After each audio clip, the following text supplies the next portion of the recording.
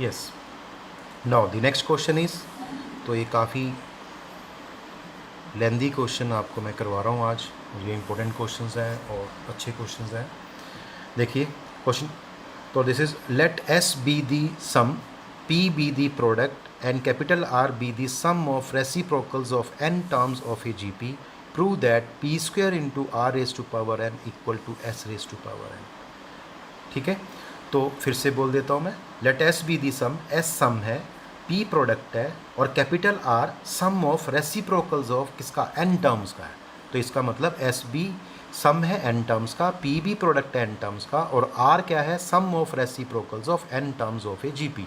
तो आपको ये प्रूव करके दिखानी है condition, p square are raise to power N equal to S raise to power n. बात हो रही है जीपी की, स्टार्ट कैसे करना है, let A be the first term and small R be the common ratio of GP.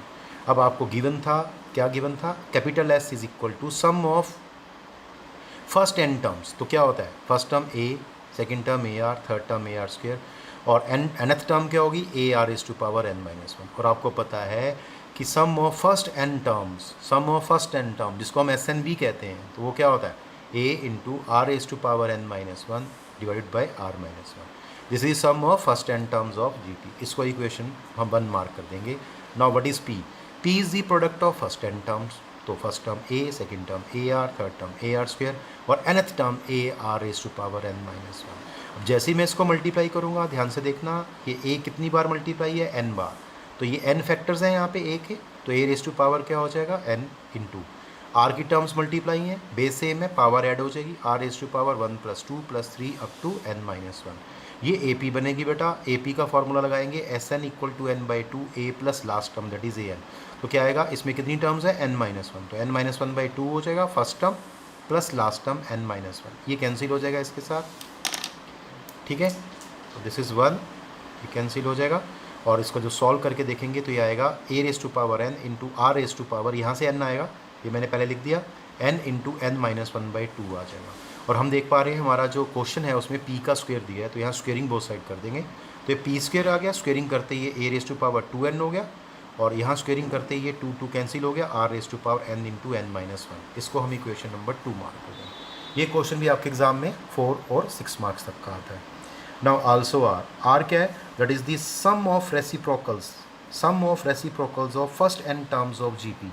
तो क्या आएगा, रेसिप्रोकल ऑफ द टर्म्स, तो फर्स्ट टर्म क्या बनेगी, 1 by a, second term 1 by a are, third term 1 by a are square, और last term 1 by a r raise to power N minus one. आप क्या देखेंगे, रेसिप्रोकल अगर हम करते हैं जीपी का टर्म्स का, तो याद रखना है आपको, वो भी जीपी को ही रिप्रेजेंट करेगी, मतलब जो नई सीक्वेंस बनेगी या सीरीज़ बनेगी वो ज्योमेट्रिक सीरीज़ ही होगी। तो दिस इज़ जीपी और ज्योमेट्रिक सीरीज़ कह सकते हैं। कॉमन रेशियो क्या है इसका, 1 बाई आर।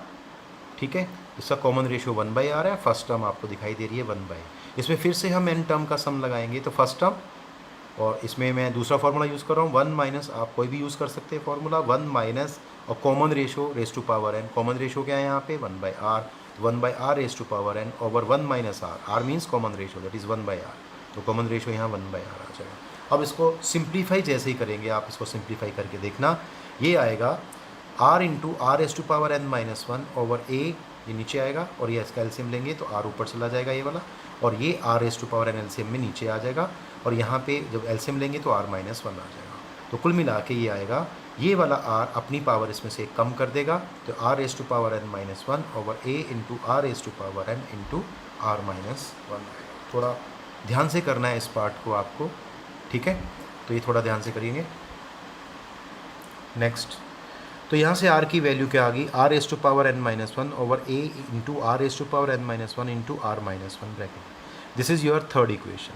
अब यहाँ पे भी आपको कुछ ध्यान रखना होगा, ये रफ़ किया हुआ है, दिस इज़ रफ़ पार्ट, ये क्वेश्चन का पार्ट नहीं है, बता दूँ, ये रफ़ पार्ट है आपका, और इसमें हमें दिया हुआ था जो प्रूव करना है, वहाँ से हम एक क्लू लेंगे, P square are raise to power N equal to S raise to power N. अब यहाँ से मैंने देखा पी स्क्वेयर इधर रखा, इससे डिवाइड कर दिया, तो s by are raise to power n आ जाएगा। तो बजाय इसको प्रूव करने के हम इसको प्रूव कर लेते हैं, और फिर यहाँ से वापस आ जाएंगे यहाँ पे। तो यहाँ मैं देख पा रहा हूँ एस बाई आर दिखाई दे रहा है, तो मैंने क्या निकाला यहाँ से, एस बाई आर। तो फर्स्ट इक्वेशन और थर्ड इक्वेशन से एस की वैल्यू पुट कर दी, आर की वैल्यू यहाँ से पुट कर दी। तो यहाँ से r raise to power n minus one ये कैंसिल हो गया, यहाँ से r माइनस वन ये कैंसिल हो गया, ये टर्म ऊपर जाके मल्टीप्लाई हो जाएगी, तो a into r raise to power n minus one आएगा। मल्टीप्लाई करेंगे a square r raise to power n minus one आ जाएगा। फिर देखिए रफ में इधर, this is rough part, this is not the part of the question. यहाँ s by are raise to power n चाहिए, तो मैंने दोनों तरफ क्या रेज कर दिया, raising power n on both sides.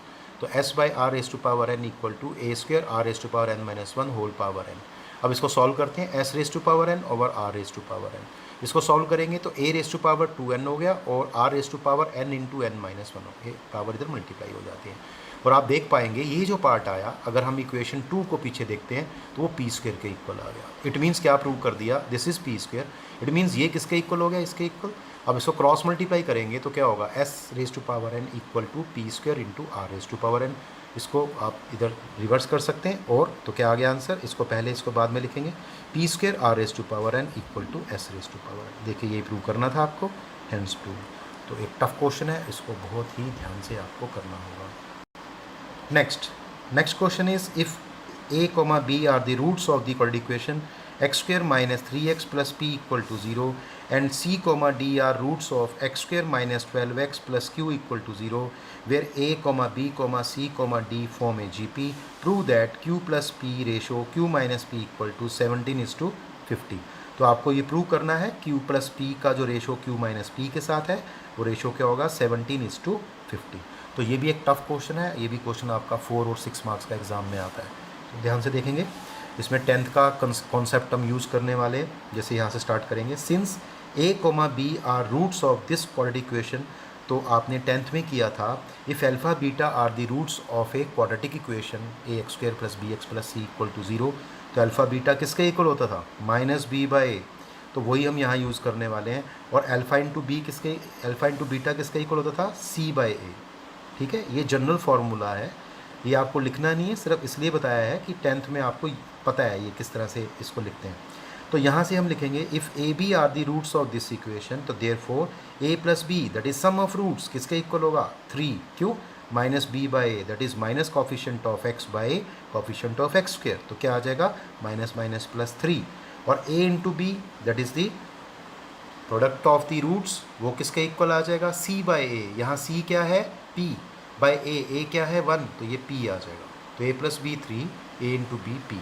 ये फर्स्ट इक्वेशन मार्क कर देंगे, इसको सेकंड इक्वेशन मार्क कर देंगे। नाउ सिंस, अब सेकंड कंडीशन क्या है, since c comma d are roots of this equation X square minus 12x plus Q 0, तो जैसे हमने लास्ट पार्ट में किया बिल्कुल ऐसा ही यहाँ होगा, c plus D sum of roots क्या हो जाएगा, minus minus plus 12 by 1 that is 12, और c into D product of roots क्या हो जाएगा, q by 1 that is q हो जाएगा। तो ये थर्ड इक्वेशन मार्क कर देंगे, फोर्थ इक्वेशन मार्क कर देंगे। अब यहाँ आपको फिर से थोड़ा सा जज करना होगा आंसर को देख के। देखिए मेरे आंसर में क्या है, p plus Q is to q plus p is to q minus p। ये हमें इंडिकेट करता है, ये टर्म हमें इंडिकेट करता है कि जब रेशो ये बना होगा, इससे पहले क्या रहा होगा, q plus P by Q minus P, और इससे भी पहले क्या रहा होगा, q बाई पी। क्यों, अगर q बाई पी में हम क्या लगाएं, कंपोनेंडो एंड डिविडेंडो, इसके सामने भी है 17:15, मतलब 17/15। ठीक है, तो इस टर्म से पहले क्या रहा होगा, q बाई पी, तो फिर उसने क्या लगाया होगा, कंपोनेंडो एंड डिविडेंडो, तो ये टर्म बनी होगी। तो यहाँ से हमें इंडिकेशन मिलता है कि हमें क्या निकालना चाहिए, यहाँ से q बाई पी, हमें q बाई पी फाइंड करना चाहिए। अब q कहाँ नज़र आ रहा है, ये रहा फोर्थ इक्वेशन में, और p कहाँ नज़र आ रहा है आपके पास, किस में आ रहा है, सेकंड इक्वेशन में। तो दिस इज सेकंड इक्वेशन। ठीक है, तो अब क्या करेंगे, फोर्थ इक्वेशन को सेकंड इक्वेशन से डिवाइड कर देंगे। तो जब फोर्थ इक्वेशन को सेकंड से डिवाइड करेंगे, इसका q और उसका p डिवाइड हो जाएगा, इसकी वैल्यू सी डी है और उसमें वैल्यू ए बी है, तो ये डिवाइड होके आ जाएगा। तो ये आपकी फिफ्थ इक्वेशन हम मार्क कर देंगे। समझ आ गया आपको, क्लियर हो गया कि यहाँ से जजमेंट लेंगे कि ये कब बनेगा, जब पहले q बाई पी बनेगा, उसके बाद हम इसमें लगा देंगे कंपोनेंडो एंड डिविडेंडो, तो अपने आप ये बन जाएगा। तो पहले हमें q बाई पी की वैल्यू निकालनी होगी। चलिए देखते हैं कैसे। तो फोर्थ इक्वेशन को सेकंड इक्वेशन से डिवाइड करने पे Q बाई पी आ जाएगा C D by A B. अब प्रॉब्लम ये है कि Q बाई पी किसके इक्वल है, C D by A B, लेकिन यहाँ तो Q बाई पी आंसर में जो आ रहा है यहाँ पे रेशो वो तो एक कांस्टेंट है ना, 1 2 3 4 ऐसे करके। तो यहाँ तो आर्बिटरी कांस्टेंट्स आ रहे हैं सी डी ए बी। तो इसके लिए क्या करते हैं, एक कंडीशन और दी थी आपके पास क्वेश्चन में, तो वो वाली कंडीशन देखते हैं। तो क्या दिया हुआ है इसमें, गिवन, तो आपको गिवन है A, B, C, D are in GP। तो अगर 4 नंबर GP में होते हैं तो मैंने लास्ट टाइम भी कराया था, B को लिख सकते हैं AR सेकंड टर्म है, C थर्ड टर्म है, क्या लिख सकते हैं AR square, D fourth term है, क्या लिख सकते हैं AR क्यूब। और यहाँ पे R क्या है, where R is the common ratio of GP। तो ये भी एक लेंदी क्वेश्चन है, इसको आप बहुत ही ध्यान से देखेंगे तो जाके आपको समझ आएगा। देयरफॉर इक्वेशन 5 इम्प्लाइज, अब हम क्या करने वाले हैं, A B C D, खासकर B C और D की वैल्यू हम यहाँ पुट करने वाले हैं। C की वैल्यू, B की वैल्यू और यहाँ से B की वैल्यू हम यहाँ पुट कर देंगे यहाँ से। तो ये जो एक्सप्रेशन हमारे पास आया B C और D की वैल्यू इसमें पुट कर देंगे, ये मैंने पुट कर दी। इसको सॉल्व करेंगे, A से A कैंसिल हो गया, A से A कैंसिल हो गया, R raise to power 5 by R, solve करने के बाद एक पावर माइनस हो जाएगी ऊपर से, तो R रेज़ टू पावर 4 आ गया।